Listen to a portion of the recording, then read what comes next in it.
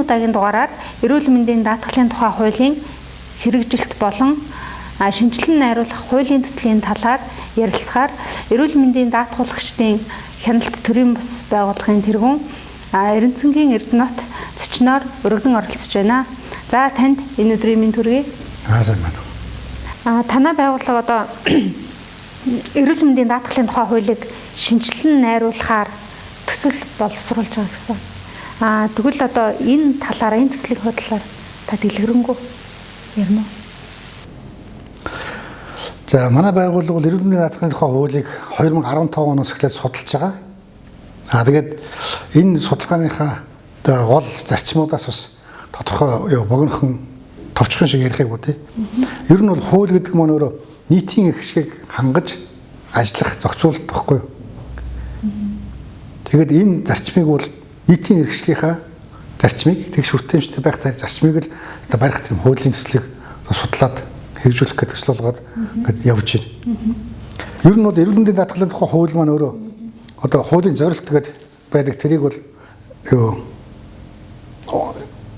уншиж яг шинжилэн найруулсан төслийнхөө загвараар энэ хуулийн зорилт нь эрүүл мэндийн даатгалын албан журмын болон сайн дурын даатгалын зарчим хамрах хүрээг тогтооно.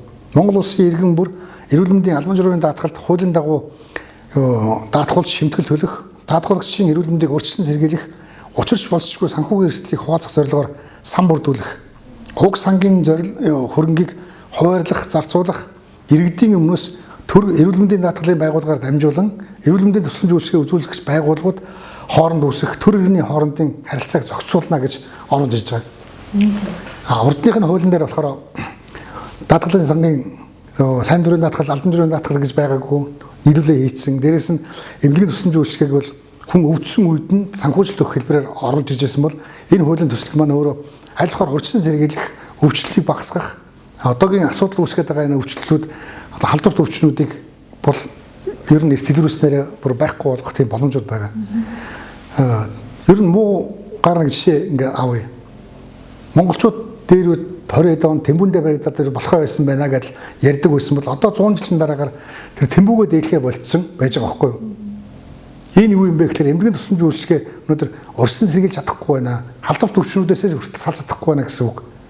Тусламж үйлчилгээг хүргэх гээд байгаа мөртлөө бодлого зохицуулалт нь болохгүй байгаагийн л илрэл байхгүй юу? Тийм болохоор нэгдүгürt аль болохоор халдварт өвчнүүдээс урьдчилан сэргийлэх хэрэгтэй. Хоёрдугаарт нь эрт илрүүлэх хэрэгтэй. Онцлогоо үйлчилгээнд нь сайн оруулах хэрэгтэй. Гуравдугаарт нь илрүүлснийг баг зардлаар амжилтах шаардлагатай.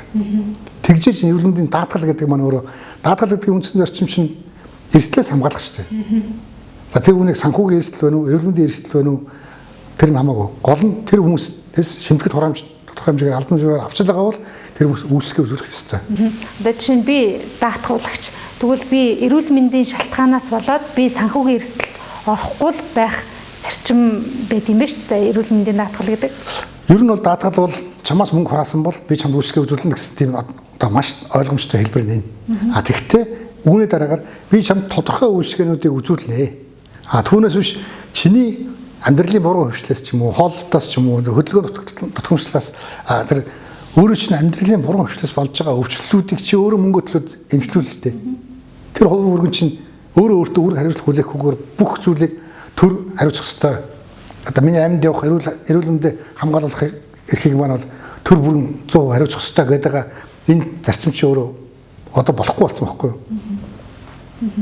Та түрүү хэллээ шүү дээ. Одоогийн дагаж мөрдөгдөж байгаа хууль бол зөвхөн одоо санхүүжилтийг одоо зохицуулах яг нөгөө буруу утгаараа хэрэгжихгүй байна гэдэг ба шүү дээ. Эрүүл мэндийн даатгалын тухай хууль одоогийн дагаж мөрдөгдөж байгаа хууль яг буруу утгаараа хэрэгжихгүй байгаа. Учираас та ингэж өөрчлөнө гэж яриад байгаа юм тий.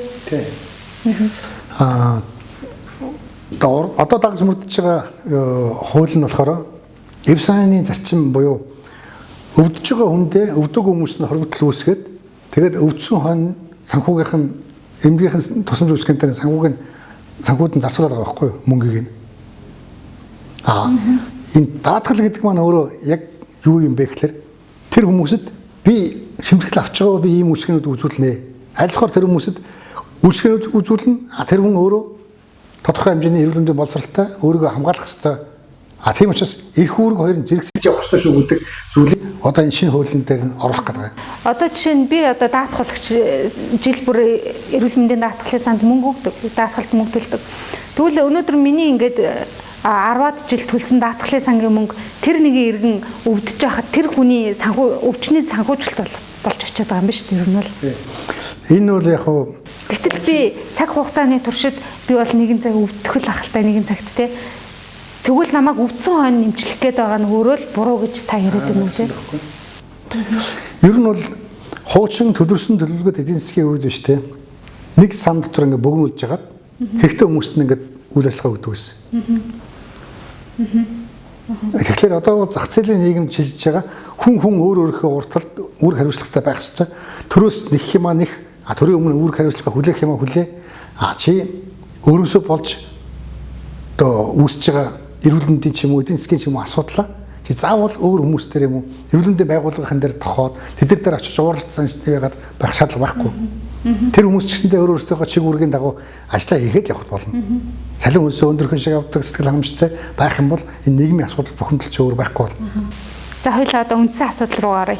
Танай байгууллагын одоо хэрэгжүүлж байгаа хуулийн шинжилэн найруулах төсөл одоо энэ хууль дээр шинжилэн найруулж байгаа хуулийн дээр хуулийг бол би маш товчхон шиг хэлье.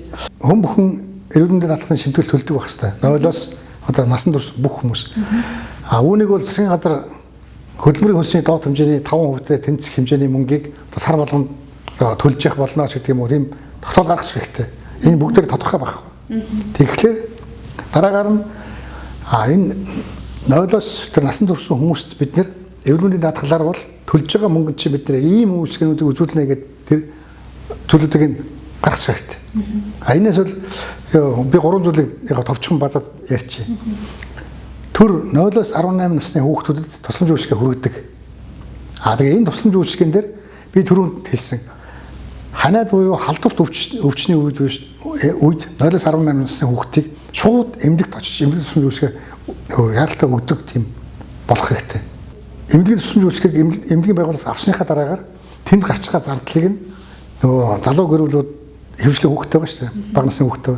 Тэр залуу гэрүүлүүдээс их хэмжээний мөнгө гаргахгүй тулд тэрийг эргүүлээд төлөхдөө хуурт оруулаад баг залтаар ингээд төлчих. Тийм боломжоор нь бүрдүүлэх юм бол эдийн засгийн эрсдэлгээд байгаа зүйлүүд чинь залуу гэрүүлүүдээр хөндөр очихгүй болчихно. Үүнийхээ үр дүнд нь болохоор шууд эмнэлгийн стандартын дагуу тусламж үйлчилгээг авдаг болчихно. Дур мэдэн эмчилгээ хийхгүй, өвчнийг хөндрүүлэхгүй, хуурамч юм хэрэглэхгүй. Тэгээд эмчийн хяналтанд дор тусламж үйлчилгээ авдаг болоод ирэхлээр дахин олон дахин давтагдахгүй. Тэр халдвар төвчнийг ханаа төрлөөгөө байж байгаа 10 оноо дахиад ингэдэг эсвэл аптекаас дур мэдэн эмчилгээ авдаг. Энэ байдлууд зогсохлоор нөгөө эмийн зохистой хэрэглээ гэдэг чинь гарна. Одоо эмийн эмчилгээний стандартууд мөрдөгж эхэлнэ. Хэдэн хоногоор хэвтэх вэ гэдэг нь бол тэр эмнэлгийн байгууллагын эмнэлгийн байгууллагын асуудал байхгүй юу? Хүнд ирсэн бол мэдээж олон хоног хэвтэнэ. Тэр болгонд зардал гарч байгааг нь эргүүлээд тэр хүмүүс өөртөө хариуцлага үүрээд эргүүлээд даатгалынхаа газар төлөх ёстой. Хоёрдугаарт нь ажил хөдөлмөр эрхэлж байгаа буюу 18-аас дээш насны хүмүүс. Эднэрт бол одоо 18, 20, 25, 30, 35 гэсэн эдгээр наснууд дээр нь бол даатгалын сангаас бүрэн одоо онцлогыг бүтэн биеийн онцлогыг яг тэр цаг үед хийж өгч байгаа шүү дээ. Тэгжээж эн чинь ямар нэгэн хавдар ч юм уу, ямар нэгэн чихрийн ч юм уу, ямар нэгэн зүрх судасны өвчин юм уу, удамшлын өвчин байна гэдгийг илрүүлэх боломжууд нэгдэнэ. Тэгэх юм бол ямар нэгэн өвчин байх юм бол тэрийг баг зардлаар эрт илрүүлэх тийм боломж бүрдэнэ. Тэгэх юм бол ачаал нь эмнэлгүүдийн ачаал өөрөө аяанда буурна. Энийг бол одоо гадаадд ажил хөдөлмөр эрхэлж байгаа оюутан залуучууд ер нь гадаад оронд ингээд ажил хөдөлмөр эрхэлж байгаа хүмүүс Монгол руу ингээ мөнгө явуулж байгаа хүмүүс эдгээр чинь хамаг бие эрхтнээр ингээ өвчлөөд ирээл энд Монголд ингээ эмнэлгийн тусламж өвсгөө авдаг шүү дээ. Тэр хүмүүс ч гэсэндээ энд Монголд ирэхдээ даатгалынхаа шимтгэлийн төлөөд Монголд ирэхдээ шинжилгээнд орж явах хэрэгтэй. Тэгж шин их хэмжээний зардал гарахаас л урьдчилан сэргийлж байгаа байхгүй. Одоо яг энэ хүмүүрчгүй яг эдгээр залуу хүмүүсийг ингээ шинжилгээнд урьдчилан сэргийлээд ингээ ирэхээр одоо бэлгийн замын янз бүрийн халдвар төвчнүүд буурна тий. Цаашлаад эрүүлэхээс эрүүл хүүхэд төрнө гэл ач холбогдол үр дагавар сайн үр дагавар хэтэлтэй. Дор хajil дархлаатай хүүхэдтэй болоод сүрье гэдэг өвчин ч багасна. ханаад буюу халдварт өвчнүүд ч багасна. Тэр иргэдийн тусламж үйлчилгээ авч байгаа эрүүл мэндийн одоо зөв эмчилгээ авснараа энэ тусламж зөв авснараа удамших юм ургах тийм байдал үлдэхгүй. Тэгэхээр гарч байгаа хүүхдүүд маань хүртэл эрүүлжих байхгүй. Дархлаатай. Төрөлхийн дархлаатай. Төрөлхийн эрүүл хүүхдүүд гарч эхэлнэ гэсэн үг байхгүй. Бас өндөр настан зорилттой төлөвлөгийн хүмүүс байгаа шүү дээ. Тий. Гуравтнууд өндөр наснууд дээр тусламж үйлчилгээ үзүүлэхэд бол түрүү ярьсан нэг эмийн хэрэглэн дээр тэднэрт бол нэгэнт насаараа 25-аас дээш жил ингээд шимтгэл хоромжоо төлцсөн хүмүүстэр тэднэрт нь эргүүлээд тэр одоо эмигийн ч гэсэнтэй хөнгөлтөө үнээр үн төлбөрийг олгодог болох хэрэгтэй. Дээрэс нь нэмээд тэр хөгсчүүлийг одоо хавсарсан өвчин буюу нөгөө хүнд өвчин эдвэрт ингээд хэвцэрт ороод асрамжинд ордог шүү дээ. Тийм болохгүй тул тэр хүмүүсийн өвдөх түнхний үеийг толгуур эрхтнүүдийнх нь үе мөчийг нь үеийг нь сольж өгдөг тийм үн төлбөргөө сольж өгдөг болох хэрэгтэй. Тэгвэл нөгөө хөгсчүүл чинь хүүхдүүдийг сургууль цэцэрлэгт нь хүргэж өгөөд эрэхт нь хоол ундаа хийгээд нөгөө хоёр залуу гэрүүл чинь бас ажил төрөл эрхлэх тийм боломжтой болно шүү дээ. Өөрөө хэвчэрт орчих юм бол нэг нь насраад нэг нь ажил хийгээд тэгээ хоёр хүүхдтэй байх юм бол 5 ам болыг нэг хүн төжигээд ядуур төрөөд байгаа байхгүй юу? Тийм болохоор чинь тэр хүмүүсийн амьдралын чанарыг яаж сайжруулах вэ гэдэг тал дээр нь зөв бодлогоодыг барих шаардлагатай. Насаараа ажил хөдөлмөр эхлээд шимтгэл хоромжоо төлчөөд ямар ч эрүүл мэндийн даатгалын үйлчлэгийг авахгүй байжгаад за би ингээд гутарч явахын оронд үйлчлэгээнүүдийг авдаг болчих юм бол бүх хүмүүс шимтгэлээ төлдөг болно. Үйлчлэгийг авдаг болно. Ингээд ирэхлээр чинь тэр хүмүүст эмнэлгүүд нь багасна, очор дугаар нь багасна, хэрэглэн цахимжаа дээр нь эмчнэр нь өөрсдөө өрсөлдөд эхэлнэ. Эрүүл мэндийн даатгалын ерөнхий газрын одоо газрын үндэсний зөвлөл гэж байдаг тий. Тэгвэл энэ үндэсний зөвлөлийн үүрэг зорилго нь одоо хэрхэн хэрэгждэг вэ? Тэнд одоо мэдээж иргэний байгууллагын оролцоо гэж хяналт байдгүй ер нь оролцоо байдгүй. Иргэдээс одоо хянал гэсэн үг тий. Тэр одоо мэдээж эрүүл мэндийн даатгалын сангийн мөнгө гэдэг чинь иргэдийн мөнгө. Тийм учраас тодорхой хэмжээгээр хинч бацсан хар ухаанаар утсан тэнд иргэний тий оролцоо хяналт байх шаардлагатай юу ер нь? Ер нь бол эрүүл мэндийн нийгмийн эрүүл мэндийн даатгалын тогтолцоо гэдэг маань эрүүл мэндийн даатгалын тухай хуулийн 14 дугаар зүйл дээр байдаг. Эрүүл мэндийн даатгалын одоо газар бол үндсийн зөвлөлтэй байна. Үндсийн зөвлөл нь одоо сангийн яам, эрүүл мэндийн яам, нийгмийн хамгааллын яамны одоо тос бүр тэр яамдаас нэг төлөөлөлтөй, гишүүнчлэлтэй одоо иргэдээс буюу даатгуулагчдаас төлөөлсөн 3 хүнтэй, ажил олгогчдоос төлөөлсөн 3 хүнтэй ингээд нийтдээ 9 хүний бүрэлдэхүүнтэй байна гэсэн тийм одоо хуульчлагдсан байдаг л да. Тэгэхдээ энэ үндсийн зөвлөл маань нэгдүгээр тогтоол шийдвэр гаргаад тэрийг нь үндсийн эрүүл мэндийн даатгалын газар хэрэгжүүлж байгаа шүү дээ. Тэгэхэд сүүлд нь хариуцлага тооцох гэхээр эзэн бий байхгүй. Хэсэг бүлэг хөнгөө тоглож жагаад шийдвэр гаргachингуудаа өөрсдийнхөө шийдвэрээ гаргаад явцдаг. Нэг талаараа бодох юм бол нөгөө талаараа бодох юм бол жижигхэн засгийн газар тэр жижигхэн байгууллагын дээдлэлт нь очингуудаа одоо наад мөнгө чинь тэгээ шүү, энэ чинь ингэ шүү, бид нар ингэ шүү гэд удирдах байгаа байхгүй юу? Уг нь бол эрүүл мэндийн даатгалын сангийн мөнгө чи өөрөө иргэдийн шимтгэл хоромжийн мөнгө. Төрийн хууль тогтоомжууд байгаа шүү дээ. Даатгалын ерөнхий газар нь өөрөө бий дагаад үйл ажиллагаа явуулах хэрэгтэй. Даатгалын ерөнхий газар өөрөө бий дагаад үйл ажиллагаа явуулаад их хурл тайлгна гэхлээрээ одоо бие даасан юм шиг харагдаж байгаа боловч эрүүл мэндийн яамныхын сайд нь үндсийн зөвлөлийн саналыг үндэслээд эрүүл мэндийн даатгалын газрын даргаыг нь одоо хална, солино, өөрчлөлнө гэхлээр эрүүл мэндийн яамны нэг агентлаг хэлцэж байгаа байхгүй юу? Тэгэхээр энэ бол өөрөө тэр даатгалын сангийн мөнгийг хэн зарцуулах вэ? Хэн оролцох вэ гэдэг л тийм одоо эрх мэдлийг хуваарлсан тийм болохоос биш иргэн нийгмийн оролцоог хэн иргэн нийгэм байгууллагын 3 хүнийг хаанаас нь яаж сонгоод байгааг нь мэдэхгүй. Нөгөөдөл нь иргэдээ ямар үйл ажиллагаа явуулаад байгааг тайлгнах боломжгүй. Гарч байгаа тогтоол шийдвэр дээр нь эргүүлээд нэхэмжил гаргах гэхлээр тэр нэхэмжлийнх нь шүүхээр явж байгаа нэхэмжлийн хугацаас нь явсаар байтал тэр байгууллагын үйл ажиллагаа яваад байдаг. Тэгэхээр хохирогч нь бол иргэд болдог.